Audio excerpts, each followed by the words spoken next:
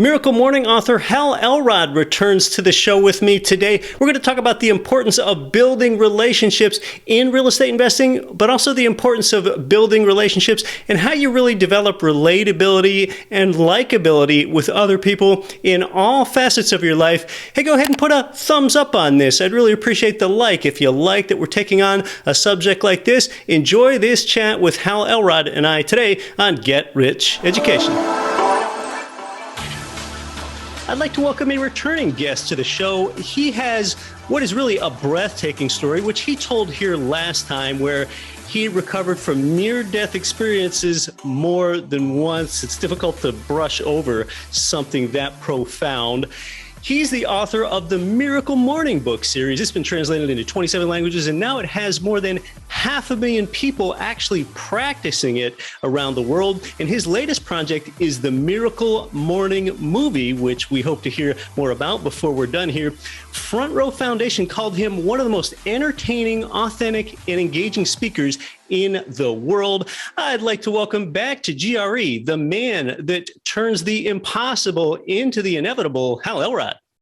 Keith, my friend, thank you for the intro, brother. It's great to be here. Oh, it's so good to have you back. You know, real estate is very much a relationship business, and we can think about building our relationships in the real world or increasingly building them virtually. So, Hal, why don't you tell us about what's important when it comes to optimizing your most important relationships, not just in real estate investing, but also outside of that in one's life overall? There's a philosophy that I adopted a long time ago, and it was stop worrying about trying to impress people and instead just focus on how you can add value to their lives.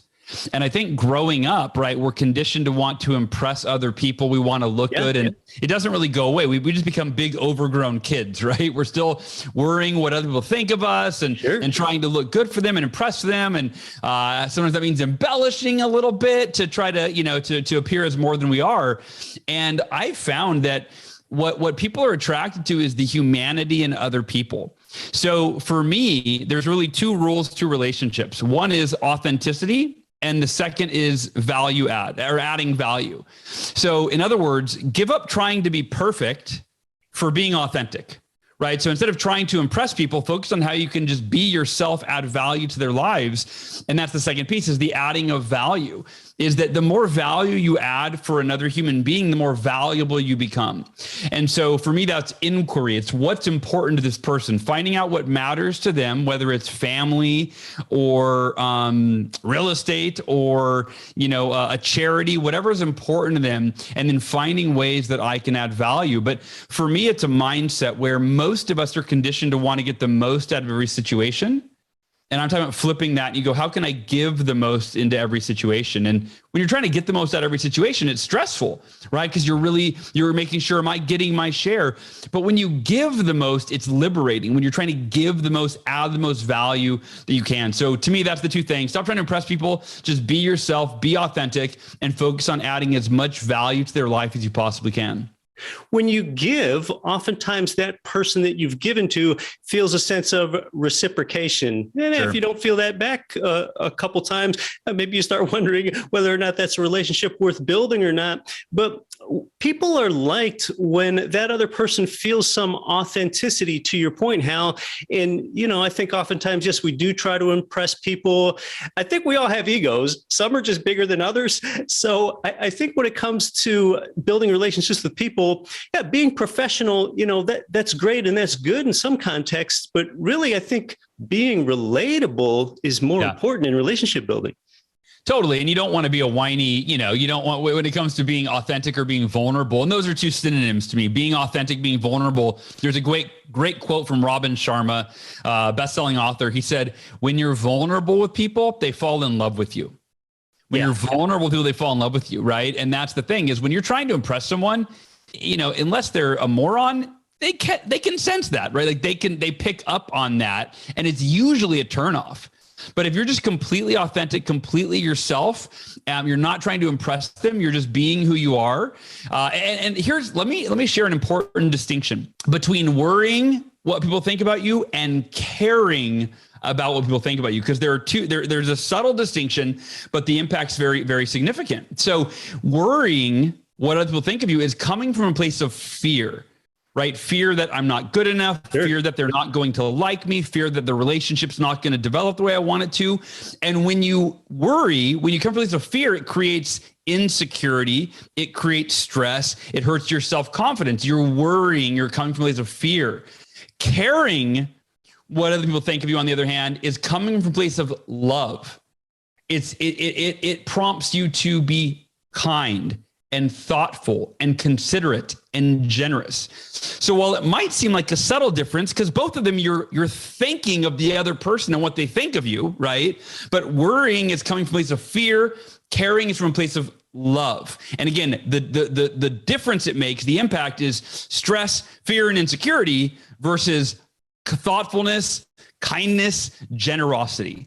And so, yes, you should care about your relationships, but come from a place of love when you're looking at how you can add value to that person's life. Not afraid they won't like you, but simply caring about how can you make their life better. And if that's where you're coming from, you can't help but develop great relationships. It's so interesting that you say this, Hal. I think a common saying that one sees out there is, oh, you shouldn't care about what other people think. Oh, you really shouldn't care. I think people really do care. For some reason, they're afraid to say that and actually be vulnerable, to your point. I think you should care about what other people think of you because that's your reputation. Yeah. And there's, it's interesting. When I was probably about 25 years old, I got inspired one night. I was really focused on my personal growth and reflection and introspection. And I got inspired one night and I emailed roughly 20, I think it was 23, just because that was my favorite number back in the day because of Michael Jordan. I emailed 23 people and asked them for critical feedback on me. And I emailed those that were really close to me, like my mom and dad and my sister, my family. I emailed my colleagues. I emailed my close friends. I also emailed, though, upper management in my company, people that, that I didn't have good relationships with. I also emailed ex-girlfriends, believe it or not. I thought they would shoot me straight, right? And in the email, I said, look, I said, I want to grow and I know I have blind spots. I know there are things you see about me that I don't see about myself. And so I need your feedback in order to grow. And so you won't hurt my feelings. Please be completely honest. And I said, and if you want to tell me things you like about me to feel balanced, that's okay, right? And funny part is it definitely hurt my feelings. I thought that it would. I thought it was fine with it, but I was like, because here's what happened. I would read things and I would go, that's not true. That's not me. Right. But here's what I found. And this is really to capitalize or follow up on what you said about caring what other people think. I don't know about you, but I think it's true for all of us. We want to be known for who we are. And I have certain values, as most of us do. We all have things that we value, right? If you value your integrity, or you value your honesty, or you value that you're a thoughtful person. And then if the feedback you get from people, if they see you as, I feel like you're not a good listener, you're totally self-absorbed, all you care about is yourself, right? Like that type of feedback.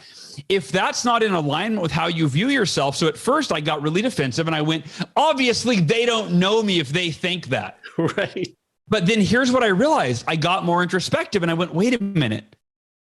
If they see me that way, that means I'm not I'm not living in alignment with my values, because I see that I care about other people, but their interactions with me are not in alignment with that. So it was a huge, and I encourage everybody to do this. In fact, in my book, The Miracle Morning, this is the bonus chapter. It's called The Email That Will Change Your Life. And I actually put the word for word email in that book so that people could copy, paste it, and, as a template to send that email out to their friends and family. And I've received, of course, many emails from people telling me that was a scary email to send, but that it was once they hit send and got the feedback, it was transformative, right? And so, anyway, the point is that, it is important that other people and what they think of us is feedback.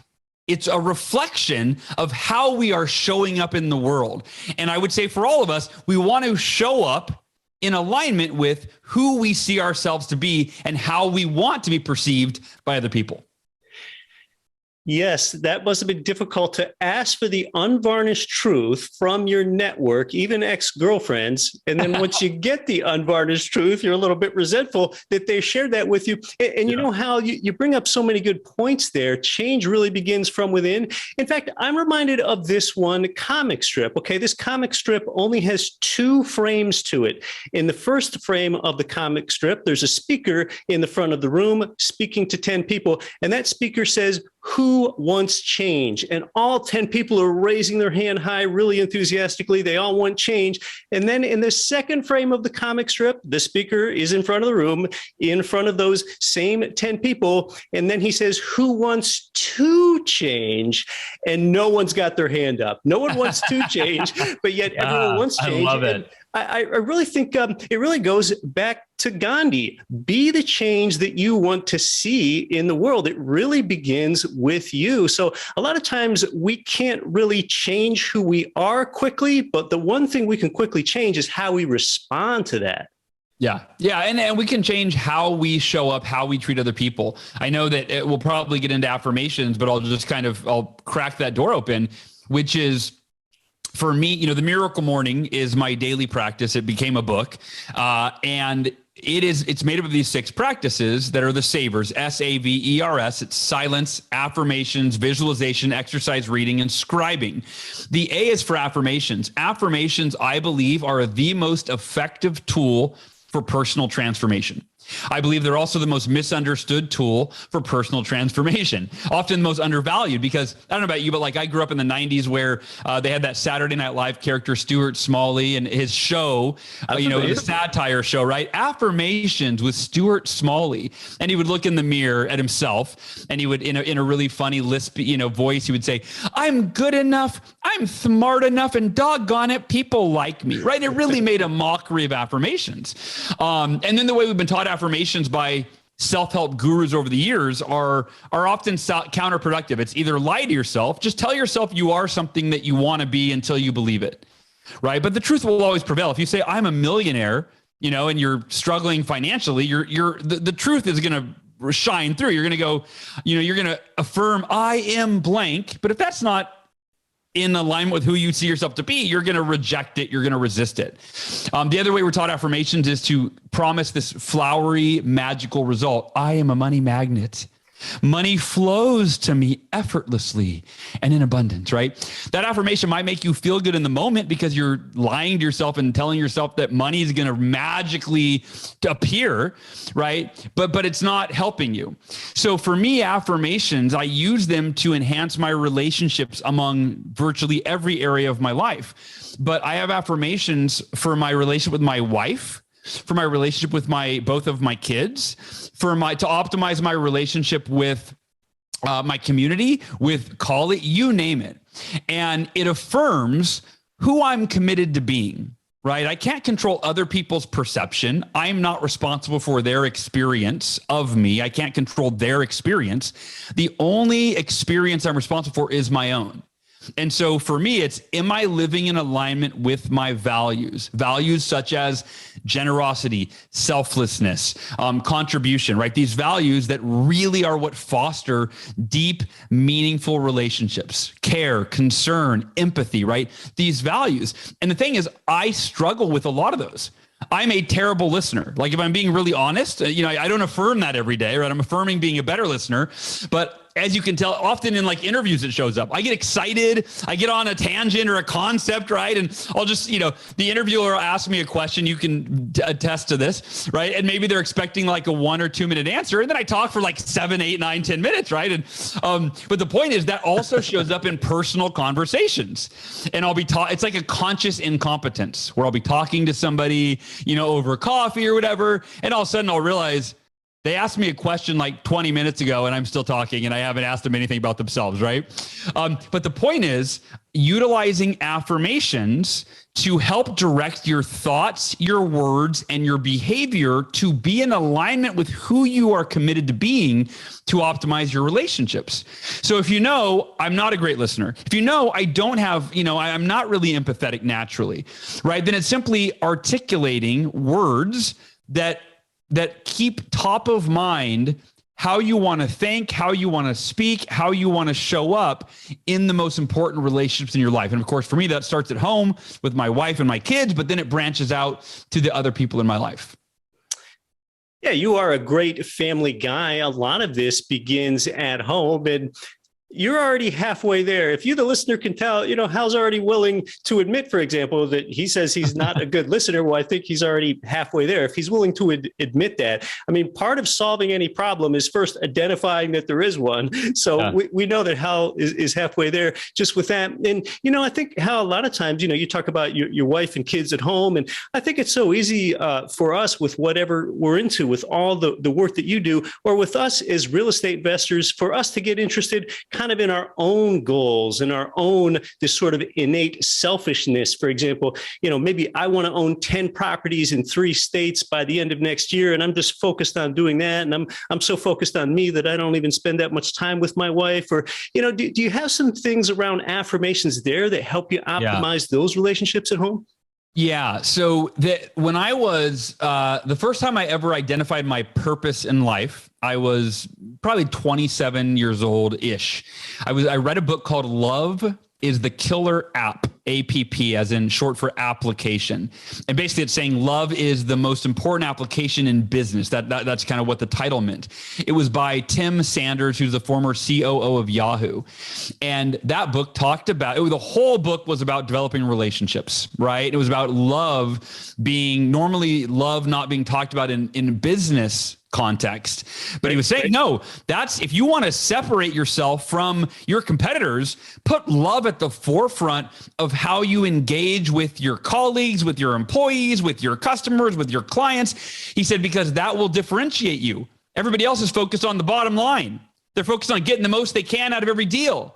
When you come from a place of love, he said, that's the core human emotion, right? That is the core human value, is love. We want to be loved. We want to feel loved. We want to give love. We want to receive love, so on and so forth.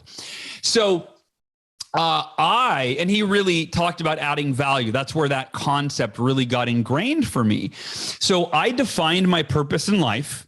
First, it was to add value to every person I meet. That was the first iteration that I wrote down. My purpose in life is to add value to every person I meet.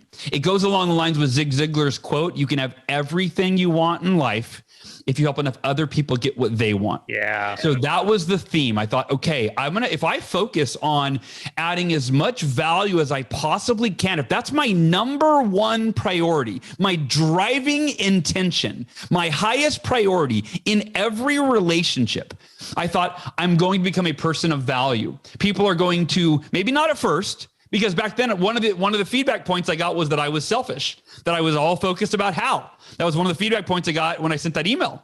And so I think that probably also played into, okay, this is an opportunity for me to shift that and make it about how can I help other people and not try to get the most out of every situation as it benefits me. I quickly added the word selflessly. So my purpose became to selflessly add value. And here's why. What I found is I would catch myself adding value only when I felt like it, only when it was convenient for me, which was really still another form of being selfish, right? Like, it was better. Yes, I'm being selfless, but only when it's selfishly what I want to do, right? And so I decided I wanted my intention to be pure, to selflessly add value to the lives of other people, regardless of whether or not I felt like it, regardless of whether or not it was, I was in the mood, right? Whether or not I had the energy. And so maybe a day or two after I set that purpose, I got a phone call from a friend of mine he had been going through a really difficult time, and we weren't that close. Like, we used to be roommates, but we were like buddies, but not like a best friend. And he had been diagnosed bipolar. And so talking to him could be extremely draining. He was usually complaining the whole time. He was hard to follow. He was all over the place. And it was usually not a pleasant experience. And I was driving to a sales appointment, and he called, And normally when he had called in recent months, I was like, I would ignore it, let him go to voicemail, maybe send him a nice text, but I was trying to minimize, I was protecting my own kind of emotional, well-being. So I'd minimize how much I talked to him. I looked at the phone, saw it was him, put the phone back down. And then I had just written my purpose to selflessly, not about me, it's about the other person, to selflessly add value. And I went, son of a bitch, I gotta live in alignment with my purpose. He's calling me because he obviously wants to talk to me. It's not about me. That was my mantra around that purpose. It's not about me. It's about how can I serve the person in front of me? And so I went, it's not about me. He needs me. And I picked up the phone, mustered up some energy. Hey, how's it going, buddy?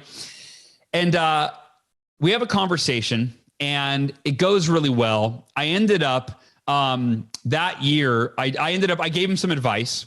That year, I committed that I would selflessly add value to every person I could. And I stretched myself thin. I led a team of 20 other people, my fellow sales reps. I wasn't paid. I was just trying to help them, support them in any way that I could.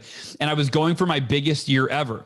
So in the grand scheme, I ended up reaching my goal. I ended up having all these amazing, miraculous things happen where whenever I would selflessly add value and sacrifice what in the moment seemed like what I should do for my best interest, it always came back tenfold. And so that gentleman, my friend, I saw him a couple years later and we talked occasionally during that time, but he came to an event that I hosted and he pulled me aside. He said, Hal, hey man, I wanted to tell you something. You probably don't remember this, but I called you one day a couple of years ago and he said, you answered the phone and he said, you didn't know this, but I was suicidal and I was planning on killing myself that day. Wow. And he said, your phone call gave me hope. And I decided that I was never going to take my life because of what you said.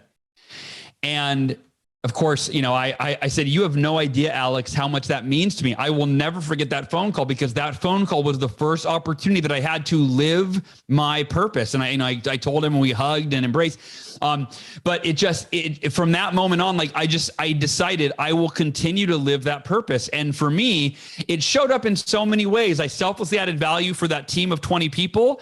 Well, when my book, Miracle Morning, came out, the company that I led that team for, and I never asked for anything. They called me and said, hey, we want to order 500 copies of your book to give out. You've done so much for our organization, right? And so, it's not doing it with the intention of, this will come back to me. But I think that there's nothing wrong with being selfishly selfless where you go, look, if I'm a person that adds value at every turn, it's gonna come back, right? People are gonna reciprocate it. But the difference is you're playing the long game. You're looking at the big picture. You're not keeping score for every person, every interaction. You're just going, this is who I am. I'm a person who adds as much value to the lives of every person that I possibly can, because I feel that just, to me, that's the way to live. If we all do that, the world's a totally different place, right? And then it's okay to know in the back of your mind that I bet that some of those interactions, nothing's going to come back to me. That's fine. But I bet some of those interactions, it's inevitable. They're going to come back to you in ways you never could have expected that, again, are going to probably pay for itself. The ROI for being that type of person that's not trying to get as much as you can in every situation, but you're trying to give as much as you can in every situation. I found in my experience, and even just theoretically, it makes sense that is the most beneficial way to build relationships. Yeah, there's no math on that ROI. That's an amazing story. By leading with giving and caring about others, you could have very well saved a life in that circumstance. And, one thing I've done, Hal, again, I'm not keeping score, I'm not tallying marks or anything, but anecdotally, I've noticed throughout life, we're talking about how everyone's favorite subject is themselves. If I get in a relationship with someone and in a conversation, I'm using the word you more than I, that means I'm talking about the other person more than I am myself. If I can use you more than I probably, really interested that person. And, oftentimes they think, boy, why did I have such a great time talking with Keith or talking with Hal? Probably because we let them talk about themselves, which is everyone's favorite subject. And that's just really a great way I found to relationship build. You're listening to GRE. Our guest is Miracle Morning author Hal Elrod. More when we come back. I'm your host, Keith Weinhold. Americans are not saving for retirement. It's going to get worse as people live longer, so you need to think differently, but you can't lose your time. Real estate is the investment vehicle that has created more million and billionaires than anything else. Get Rich Education is one of America's top investing shows disrupting Wall Street. Your host, Keith Weinhold, is a true financial educator and has been an income property investor since 2002. Get Rich Education has created millions in passive monthly income for its followers. Now, Keith has a free course. Real estate pays 5 ways. Sign up now at getricheducation.com/course. Invest in what produces income for you now and later. Use the link in the description to take the course for free. Real estate pays 5 ways. Get Rich Education is on every podcasting platform and has its own native iOS and Android apps. Join Get Rich Education Nation to create financial freedom through real estate investing. Subscribe wherever you listen. Welcome back to GRE. We're on a special episode number 400 where we're talking about mindset and relationship building and being a connector with Miracle Morning author Hal Elrod. You can learn more about his revolutionary books and his movie. You can learn about that all at miraclemorning.com. Hal, we talk about leading with giving. Sometimes in today's world, I like to think through the lens of the sharing economy, maybe more so than the competitive economy, and everyone's out to get me. So why don't we talk about the value of being a connector, whether that's, connecting your real estate provider with your lender, or connecting your tax strategist to your bookkeeper, or just connecting a former coworker to a neighbor in your neighborhood. Talk about the value of being a connector and how that really benefits everybody. Yeah, well, it goes back to what I talked about earlier, right? Which is connecting one person to another who can add value. That is a form of value add, right? You're adding value by connecting two people. For me, I'm just always trying to keep my antenna up as I'm listening. Who do I know that can help this person, or who do I know that this person can help, right? Who do I know that is a good fit? And for me, and I really learned this from Joe Polish. Joe Polish, founder of Genius Network. He is one of, and he's also the co-author of the Miracle Morning for Addiction Recovery. But he's one of the best connectors in the world. And what he does, and I learned this from him, is as soon as he, whenever he's with somebody and he sees, he's always thinking, who do I know in my network that can help this person? That's literally like the driving question for Joe. And then as soon as he thinks of that person, he will immediately record a video or an audio text for that person. So I'll get a video from Joe and go, "Hey, Hal, I'm here with so-and-so. And I thought of you because you guys both have this thing in common where you can help each other." And and he'll text it between the two of us. Right. So I'm introducing you guys here. You guys can connect on the text. Let me know if there's anything I can do to help, take it away, whatever. Right. So that is a simple form of adding value where you literally do very little. All you have to do is send the text, right? And again, I do that even, a book, a podcast, a resource, any way that I can connect that person with another resource, be it another human being, again, or a book or a podcast or a product, whatever it is. Just always doing it and doing it in real time so that it doesn't get added to your to-do list. It doesn't get forgotten, but it gets done right there on the spot. It only takes a couple of minutes of your time. Yeah, tell us more about giving, because being a connector is really giving. And some people fear using up their greatest resource of their time and their connections in making that connection, because sometimes, again, I think a lot of people come back to, what's really in it for me if I connect these two people? When it comes to giving, I have to ask you, have you interviewed John Ruhlin, the author of Giftology? I have not. Okay, so make a note to, speaking of connecting two people, I'm going to connect you and John Ruhlin. So John Ruhlin's one of my closest friends. He is the author of Giftology, and his expertise is in gifting, in gift giving, how to give gifts that make a lasting impact so that the person that receives the gift is always thinking about the person that gave them the gift. We actually met together selling Cutco, and John took Cutco, which we would sell to homemakers, people at home that were cooking for their family. Yeah, high quality kitchen cutlery. And John started getting corporate clients, and he would engrave the knives with some form of message so that the person using the knife, every time they pulled that knife out of the block, right, it had something that reminded them, engraved on it, of the person that gave the gift. I'll give you an example. Robert Kiyosaki had me on his show, Rich Dad, Poor Dad. Rich Dad Radio. And Robert also allowed me to come out and film him for the Miracle Morning movie. So I called John Rule and I said, hey, what do you think we should get Robert? What's a good gift?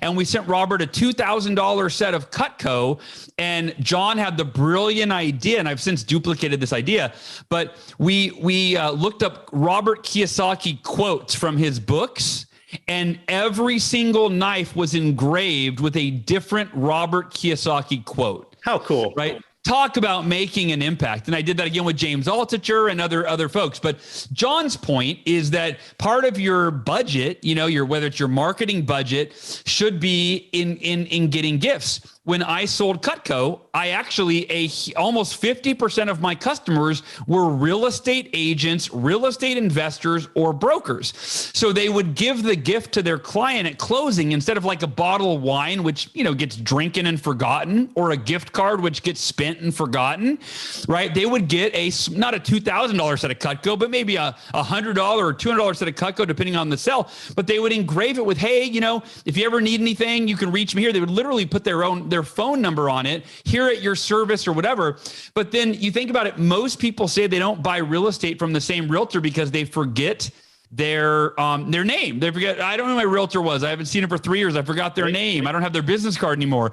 Oh, but their info's on that knife in my drawer, right? So it just it's giving gifts to people that they're going to use on a daily basis, and that reminds them of you, the gift giver. And John's moved beyond Cutco. He'll give these $20,000 art pieces where it's like a portrait of the family, of the person getting the gift, and all sorts of, he does, mugs and all sorts of different really, really cool gifts. But yeah, so when it comes to giving, you can give your time, you can give, you can donate money to a cause, you can give really nice gifts, you can connect other people, right? There's a lot, and Giftology, of course, that book talks about, here's all the different ways to give a gift that really makes a lasting impression. And then, like you said, Keith, it engages the law of reciprocity. So the person receiving the gift, just naturally, when somebody gives to us, we feel inclined to give back to them.